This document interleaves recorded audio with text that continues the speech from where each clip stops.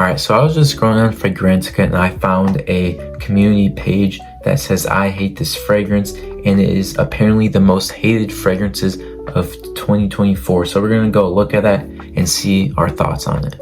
Now this first fragrance on this list is Dior Sauvage Elixir.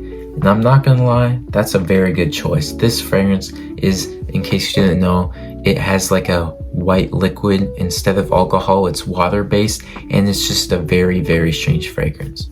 As soon as you spray it on, you get this very harsh lavender that almost smells like a burnt garden. I'm not gonna lie, I had really high expectations for the next Dior Sauvage. You know, having Dior Sauvage be one of the biggest fragrance lines ever, if not the biggest, and this one was just straight garbage. I was so excited to smell it. My expectations for Dior are now through the bottom of the floor, to be honest with you. I'm not expecting anything great, at least from their water-based fragrances. I feel like what Dior did when switching to water-based was kind of what Dodge did with their Scat Pack. It used to be a naturally aspirated V8, and then now it's all electric, and I feel like that's the same thing that's happening with Dior. They're turning into water-based fragrances and no one's liking them, except the people that have, like, I guess, allergic reactions to alcohol, but I don't know. Now next up on this list is one that actually surprised me. It's Baccarat Rouge 540, and I thought this was a universally loved fragrance, but I guess not. If you guys don't know what that smells like, it's very sugary. It smells like Mancera Instant Crush. I honestly prefer Instant Crush over it, but Baccarat Rouge 540 is just very sugary, syrupy, something. It's very unisex.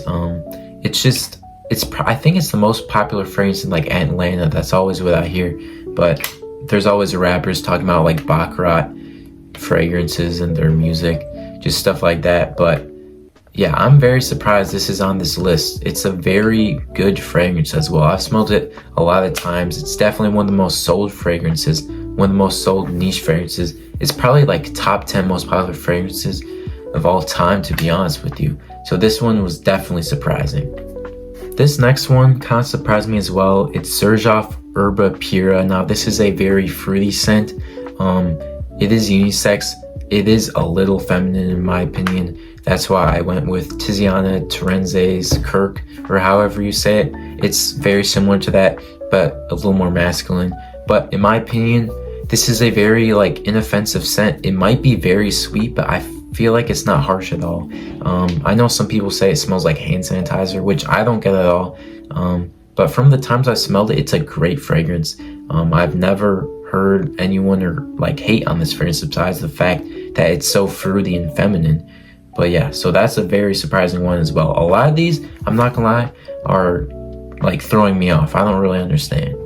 Now this next one I could totally understand. It's 1 Million by Paco Rabanne. 1 Million is just a very sweet and loud fragrance, like an F-boy fragrance. Everyone back in the day, it came out, 2008. Everyone was wearing this stuff. From what I've heard, I was born not in 2008, but the year before. Anyways, this is a fragrance that probably everyone has smelled or at least seen the bottle of, and I think people have lots of negative connotations with the people that wear these fragrances. It being so popular, kind of like the Jean Paul Gaultier Le Male, but I feel like that's definitely a lot more loved. But I don't like this scent either. I think it's very harsh and sweet. I feel like it's not something I can wear like confidently, if that makes sense. So this one, 1 Million by Paco Rabanne, definitely makes sense. Okay, I'm looking at the list, and one that really I'm happy is on the list is Santal 33 by Labo. This fragrance is terrible. It literally smells like wet, sweaty shoes, in my opinion. It smells absolutely disgusting. There was so much hype around it. I've seen it everywhere on TikTok. I went to go smell it at my local Nordstrom. Terrible. I was so disappointed.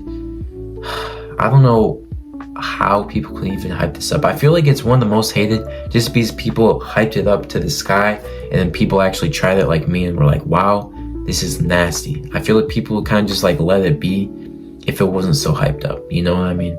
So yeah, this one definitely makes sense to me as well.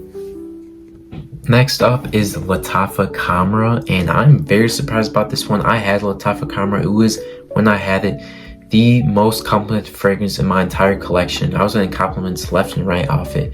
Great projection, great longevity, amazing smell. It's supposed to be an angel share dupe. Doesn't really smell like it though. It has its own unique twist. Kind of smells like Christmas candle.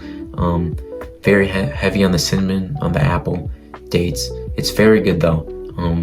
I think people are just hating on it, honestly, just because it's so good. But it's like a cheap TikTok fragrance. Like all these like niche guys are like, oh, it's ruining the fragrance industry, and they just like make it the most hated. Like they just try driving it to the ground just because it's an actual good fragrance that's cheap and it's Lattafa. Okay, last one I want to talk about is Paco Rabanne's Phantom. And I'm not gonna lie, when I first smelled this, I actually enjoyed it. I think it smells like a lemon bar with like sugar and powdered sugar on top. I think it smells really good, but a lot of people say it's like a synthetic mess. It's just like, let's look at the notes actually. Let's look at them really quick. Top notes of lavender, lemon zest, and lemon again. Base notes are like vanilla, lavender. Yeah, I feel like I enjoy this fragrance. A lot of people hate it. I do think the flankers are better. Let's look at some of the reviews on Fragrantica. Dried on, very similar to JPG Labo EDT. I don't know. Yeah, see, there's a lot of reviews saying it's not as bad as people make it to be. I don't think this is a bad fragrance at all. I think people are very, I don't know. I think they think the bottle is very tacky. It is tacky, obviously, but I think they just need to grow up. Just spray the juice. Don't look at the bottle, I guess. I think it's a good fragrance. But yeah, that's going to conclude the video for today. I appreciate you guys for being here. But yeah, if you guys want to see more content like this where I go through like some community posts and stuff like that, let me know in the comments. But yeah, I'll see you guys in the next video. And don't forget that Jesus loves you. I was gonna say, how should I end this video? Alright, if you stay till the very end, type below dirt. No, not dirt. Type below Bible. Put Bible in the comment section below if you made it to this point. But yeah, I'll see you guys in the next video.